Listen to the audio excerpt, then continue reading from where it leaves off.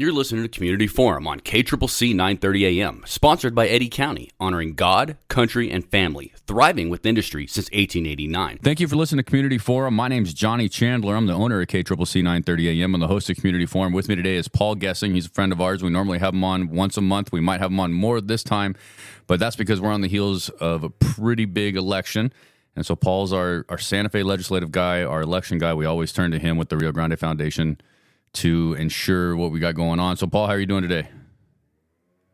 Doing great. Yeah, big election, and results are largely in, certainly on the presidential side. Senate side, a few loose ends. The House, a little more question marks out there, but overall a big night for the Republican Party on Tuesday. Yeah, I think so, too. And is it officially a Republican sweep then? Because obviously the president, obviously the Senate. Are we still waiting on the House, or are we looking that he's up 3 or 4 seats in the House?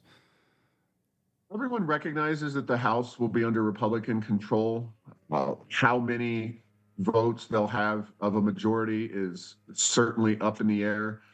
And we'll just have to see. The thing that's interesting about that, of course, is there's a lot of issues and challenges with the House maintaining some kind of ideological unity. Typically, going back to the way the Founding Fathers set it up, the idea was for the House to be a pretty partisan body under the authority of the Speaker. And so Republicans, when they had control, acting in unison. Democrats, when they have control, acting in unison. That was more of a challenge when you had a Democrat president and a Democrat Senate, albeit narrowly controlled, for the House to kind of maintain that cohesiveness with over 200 Republicans, trying to stop issues or push different issues.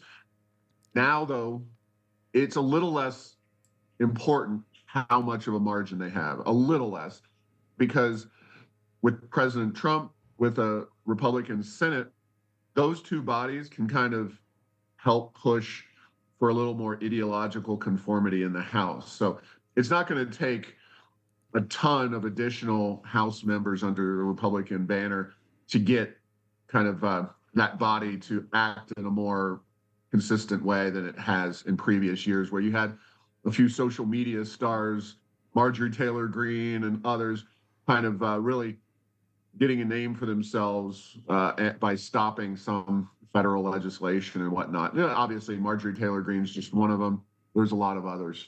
Right. So I think here in Eddy County, Trump received 77% of the vote. I think I checked the Secretary of State's website right before we got on here. So as of this recording, I think he had 77% of the vote here in Eddy County.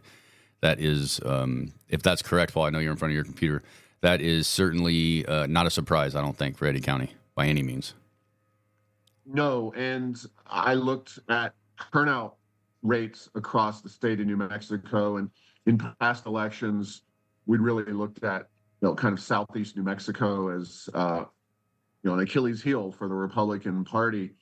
That has not been as bad in this election. I'm not going to tell you that Lee and Eddy or Otero turned out quite at the statewide average, which was 66%. That's a pretty phenomenal turnout, especially for New Mexico in a presidential election. Yeah, the Lee and Eddy were closer to around 62%, but still not kind of at the state average, but certainly not lagging quite as bad as they did 2 years ago, or even in some previous election cycles. So, can you do better? Absolutely. Was it a determining factor in any of the races, including Yvette Herrell's, like it was 2 years ago? No. And that's something that I think is worth talking about, is the way now we seem to have kind of a safe 3-member Democrat House of Representatives caucus here in New Mexico, in addition to our 2 safe U.S. senators. Yeah, we're a very, very Democratic state. We've always have been, but at least on the federal level, we seem to have been able to mix it up a little bit with some Democrats and some Republicans from time to time, but we have just gone super solid blue. Yeah, and you could write college term papers about why exactly that's happened. In the past, you would say, well, it's the Hispanic votes and Republicans don't appeal to Hispanics. Well, nationally, with Trump, we see that to not be the case. Now, you and I know, and people who live in New Mexico and live in some of these more heavily Hispanic areas, we understand that Hispanic is not a Hispanic is not a Hispanic. In other words, the Hispanic community has broad differences among them. And just a quick aside, I don't know how much you caught of President Trump's visit to Albuquerque recently, but right before the election, one of the kind of eccentricities of the Trump era and his approach is that he, 5 minutes into his speech, which lasted for darn near 2 hours, asked the entire audience here in Albuquerque if they preferred Hispanic or Latino. And they resoundingly said Hispanic, which is kind of surprising that you would see such a strong choice in one direction or the other. Right. I mean, I would agree. But Hispanic and Latin and Latin America and Hispanic are two very different places and different people and different things. Like they're not the one and the same. I just it never kind of was something I thought about. Obviously, Latinx. That is one that pretty much identifies you as a white liberal or maybe a Hispanic left-wing activist. But generally speaking, Latino, Hispanic, it's kind of a. I think the biggest insult, though, personally, Paul, is the Latinx term, right? Like now, and I mean, you and I we're not of that ilk. We can't necessarily be offended by Latinx, considering our heritage, right? But the idea is that their entire culture is based on men and women, male and feminism, right? Every word that they have is directed towards female or male. Right, so to call them Latinx and their culture, I think, is a huge insult, and I think that is a lot of the reason why. And the national media, it was a hard watch to watch those mainstream medias on Tuesday. They were actually, it was a lot of fun. I mean, flipping through everything. But that's they're insulting a population and their intelligence by calling them Latinx, by doing those type of things, in my opinion. Yeah, and kind of more specific to this issue is that it seems like the Hispanics that did go for Trump, and I think he won 45% of the national Hispanic vote, which is phenomenal. And it shows that the Hispanic community is evolving and changing, especially as you have larger percentage of the population that have been here for generations. But there's something unique about the New Mexico population, which is, centuries, many of their families have been here, that for whatever reason, they've continued to vote for the Democratic Party, as opposed to some of these other groups across the country that are more willing to go and vote for Republicans. And maybe it's just the fact that we've been Democrat for so long in New Mexico that they don't see the opportunities that they're giving up by continuing to vote for the same party year after year.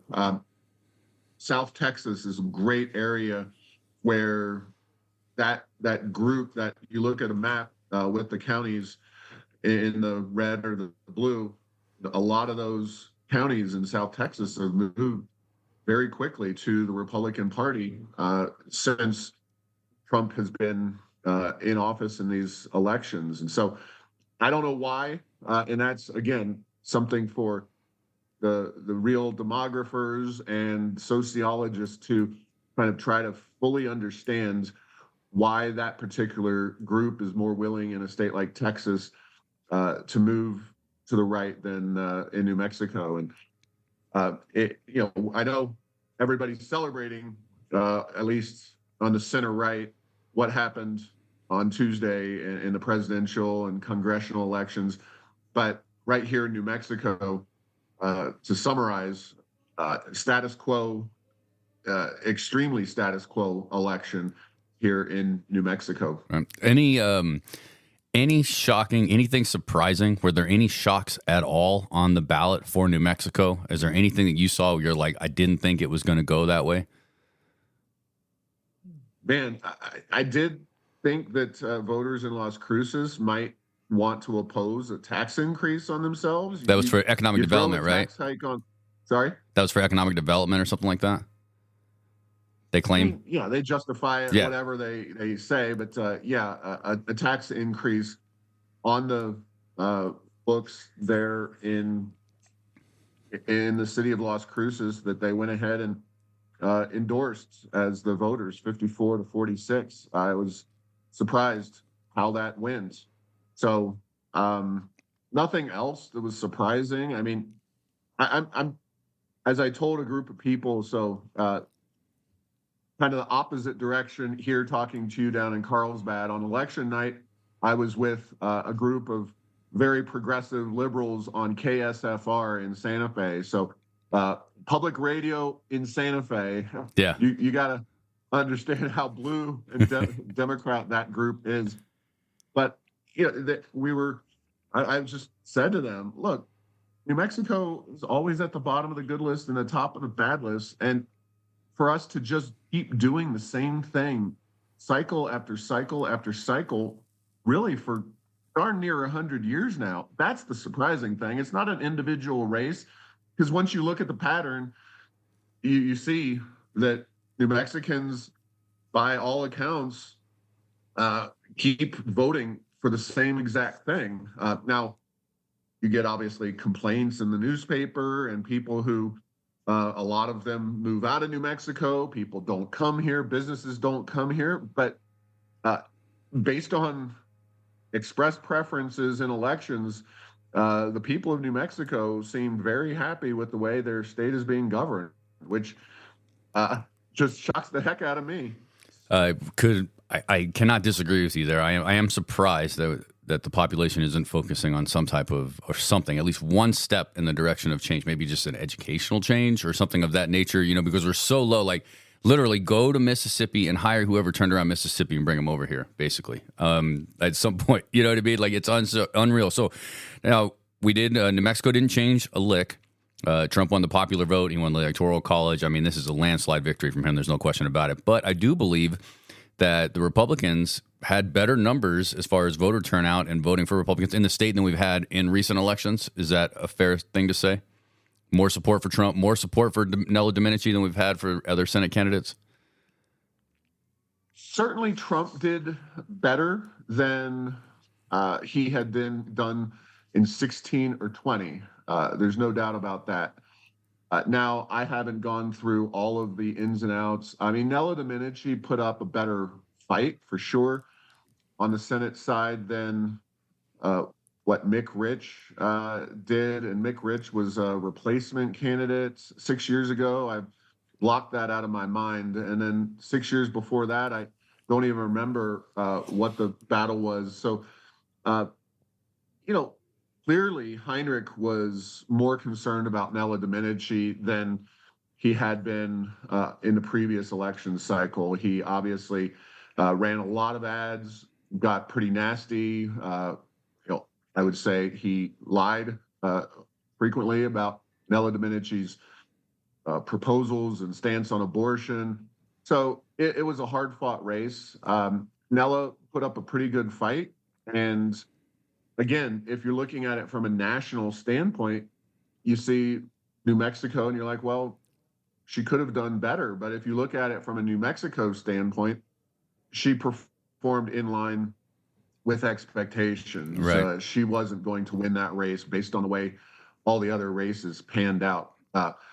Again, it's kind of just looking at it from a big picture scenario. I had been wondering where the Republicans, when they might make some moves in New Mexico. And I thought, well, Trump has not been a particularly popular individual in the state for several years. And thought, well, gee, it's going to take a red wave in order for Republicans to make up some grounds in New Mexico. Well, pretty sizable red wave this election cycle, and still New Mexico went the same exact direction. What's the one race? What's the one? So Republicans, even after a really great nationwide election for a lot of states, for if you're a Republican, have literally are still struggling here in New Mexico. So when you think about restarting as a political party here, because I kind of feel like they're restarting still, right? Yet again, resetting. What's like the one or two things that you focus on as the Republican Party that are worth trying to really tackle at the top? I mean, you're going to try to field a candidate everywhere if you can, but like, should they just focus on the governor? Should they focus on attorney general? You know what I mean? Like, what's the one position that they could get a leader in there and start chipping away because they'll be high profile enough to get some coverage? Well, I think you've got to focus on the governor's race in 2 years. Find somebody who can financially and put up a good fight with regard to the race for governor. If you don't put up a good governor's candidate, then all of those legislative races fall by the wayside, because the governor kind of is the voice of reform and policy in the state of New Mexico and those races, and all the legislative candidates kind of fall in line under them. Who that person might be is a very, very open question. I obviously we've seen Mark Ronchetti in recent years. Does he take another shot at that? Who else? John Sanchez, the former lieutenant governor, but he's been coming out of politics for a while. Nella Domenici had a tendency to really look like she was running for governor in this Senate race by talking about a lot of local and statewide issues. But I think it's going to be hard, albeit incumbent upon the Republicans, to put up a solid candidate. Of course, we're in what's going to be a election cycle in the 2 years in the middle of a presidential incumbent on the Trump administration that typically doesn't see great success for the party in power. Yeah. So that's going to be... It does every couple of years, right? Yeah. And, of course, Michelle Lujan Grisham is not considered to be highly popular in New Mexico. And typically we've been, in recent memory, alternating between a Republican and a Democrat on the governor's side of things. So that's a point in the favor of a Republican running in that race. But, obviously we're a long way as a state from being where we were when Susana Martinez won that race, or let alone Gary Johnson when he ran and won. Right. I agree. So I read something interesting this morning. I'm pretty sure it was on Zero Hedge. If anybody's not familiar with Zero Hedge, it's a website. It's conservative, but I also read a lot of liberal stuff as well, so it balances me out.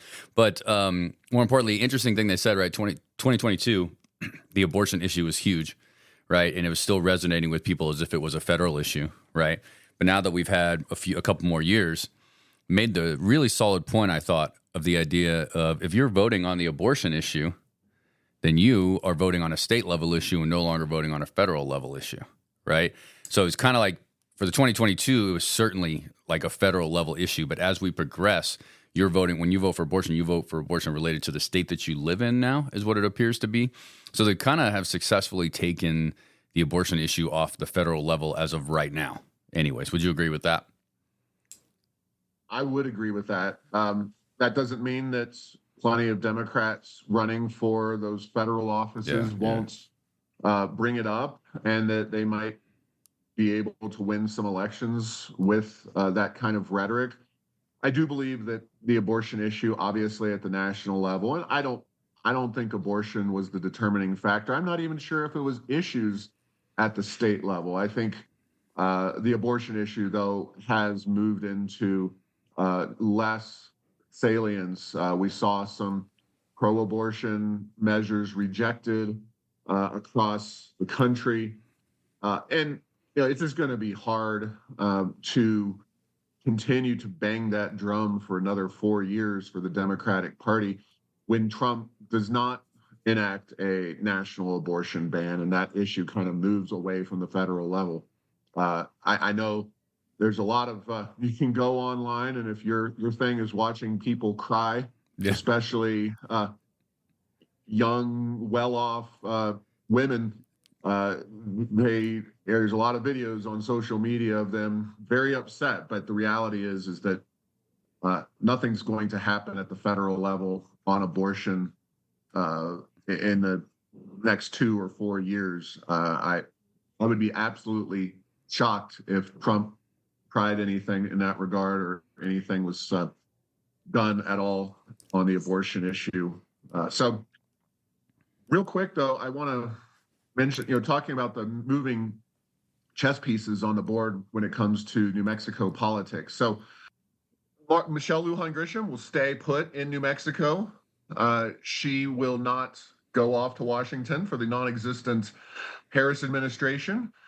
That means that you have 2 years for the governor's race, and the two people who on the Democratic side you've been hearing about are Martin Heinrich and Deb Haaland. Right. My understanding from people on the other side of the aisle is that Heinrich is going to stay put in Washington, which to me always made the most sense, and that Deb Haaland is in line to be the Democratic nominee for governor of New Mexico. Why does it make sense? Why does it make sense for Heinrich to stay in D.C. as a senator? Couple things. One is just seniority as a general concept, because he's been there for a few years now.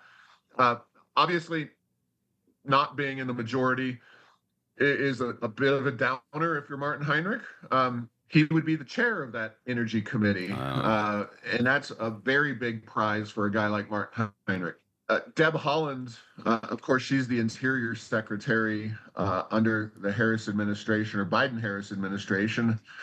Often easy to confuse the two, but Deb Haaland was a congresswoman from the Albuquerque area, and she is in line to run for governor as a Democrat. Now, personally, I think that would be a disaster for New Mexico, and I would be something that would be very concerning, but she would be a formidable candidate.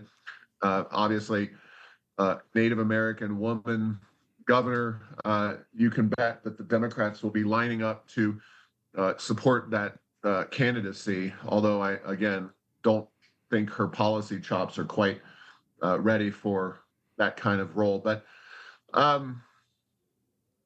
Heinrich, of course, that would involve him not running for governor, but yeah, he can be in Washington as he sees it, and I think reality is for as long as he wants to be there. So stepping down and coming back to New Mexico to run for governor, be a 2-term governor tops, it just has a limiting factor there. And Heinrich's a pretty young guy, and I'm sure he wants to influence policy up in Washington, D.C. So how that all shakes out and whether the Democrats clear the field for Deb Haaland administration, those are good questions. What the Republicans can bring to bear in terms of an opposition, and whether New Mexico really, I think at this point in this election, it's safe to say that New Mexico is a deep blue state where California level in terms of our partisan approach,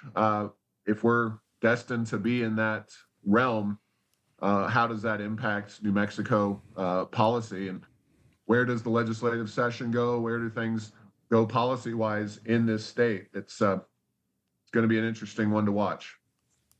For years and years and years, even when I was the assistant news director at Channel 4 in Albuquerque, we've been hearing about how the young men are just in danger, right? They're being left behind. They don't seem to have any motivation. What's happening to the young men in our country? I think that this election cycle, the young men in the country got motivated, maybe for the first time in a decade, perhaps. And because that's what everybody's saying. The young men came out in force, real young, apathetic 20-somethings that are probably hanging out, partying in college every weekend, actually came out and voted. So what can you attest to the idea of young men being mobilized to vote when they seem to have been so apathetic for so long? Well, I think there's several things. Obviously, President Trump, just as as an individual, as a public figure, is so unique. And that's something that, as we move forward in American politics, President Trump is going to depart from the scene in 4 years. He's a lame duck in many ways already, having already served 4 years.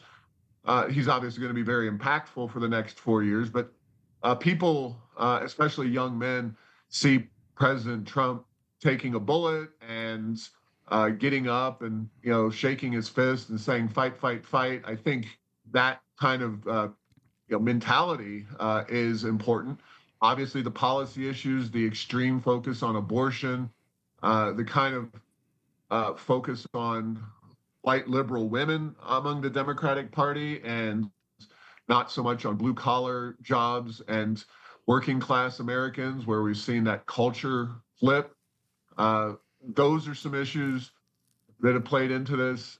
The men that are prominent right now on the Democratic side, Tim Walz and the Doug Emhoffs, don't exactly scream masculine men's men kind of, these are not those kinds of guys. Right. So, for those and other reasons, we've definitely seen a shift in male voting behavior. Whether this carries over and whether the Democrats decide to maybe soften some of their rhetoric or change their approach, not focus so much on abortion. I don't think the Democrats are ever going to change and be a pro-life party for the foreseeable future. But boy, they have focused nonstop on abortion for the last 2-3 years since the Dobbs decision came down and reversed Roe v. Wade. They've got to come up with something new. So all of those factors, I think, have made men flip to the Republican side of things. And I don't think that's going to change in the near future.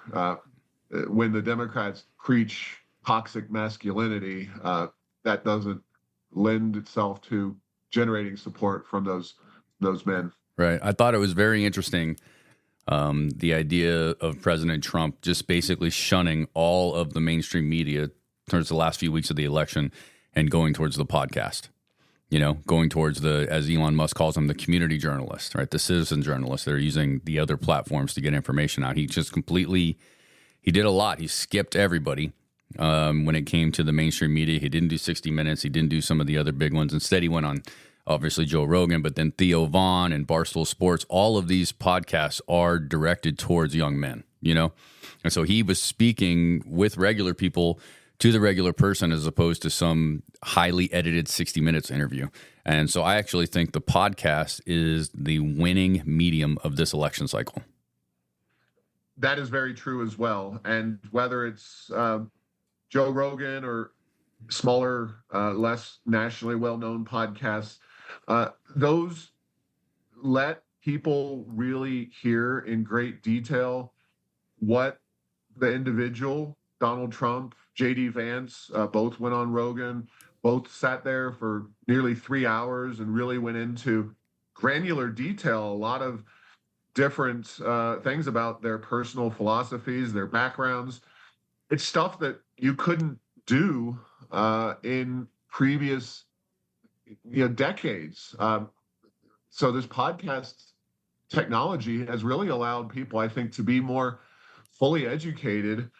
And I don't know if podcasting is an inherently male or male dominated field. Obviously, Joe Rogan's the biggest there is, and he is very appealing to young men. Obviously, the MMA stuff and just his broader philosophy. But yeah, that is a huge issue, and it's a positive in a broader way, in the sense that no longer are the voters relegated to having to read very extensive newspaper articles to try to parse out positions of the candidates, or watch NBC, CBS, or CNN and find out what the candidates are saying and what their views are. They can listen to a podcast. I mean, a 3-hour podcast, but if you're working or doing something even around the house, you can pick up 3 hours pretty darn easily. And that's a great way to really get to understand where these candidates are coming from. So I would say that the voter education is really improving in that regard. And that's actually something that I was concerned about, because when Kamala Harris came onto the scene politically, she obviously, for the first couple months, really never elucidated a clear policy agenda, didn't explain what she was going to do. It was all about, well, I'm a woman of color, and I'm going to just be cool and supported by all the Hollywood celebrities. And certainly the mainstream media, the big news outlets that were very, very partisan in the debate and have been very partisan throughout Trump's time in the public view.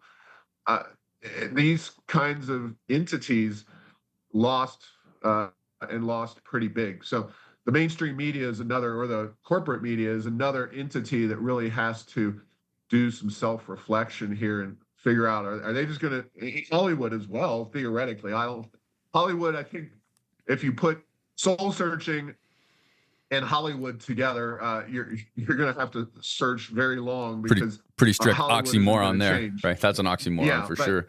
But the media and the Hollywood elites, they should be doing some soul searching. Media have a stronger incentive to Taylor Swift.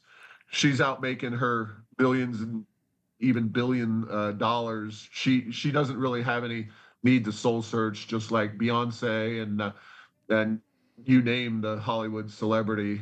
They all went for Harris.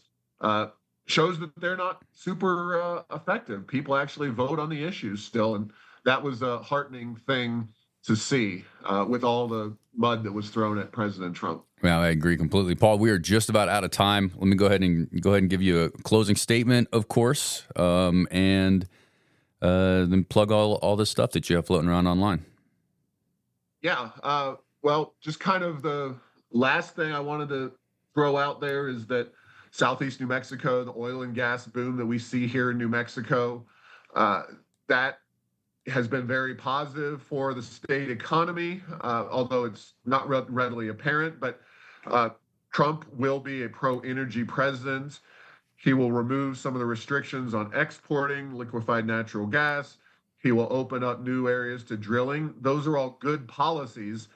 What they have in terms of an impact on the price of a barrel of oil and gas, and or oil, and what they do in terms of Southeast New Mexico's economy could be a little more nuanced. And it's going to be interesting to see if Trump succeeds in actually reducing what consumers pay at the pump and how that impacts New Mexico's budget. It's not going to devastate it or anything, because this is a production-driven boom, and we may see production go even higher under a Trump administration. But what are those broader implications for New Mexico's budget, for business in Southeast New Mexico?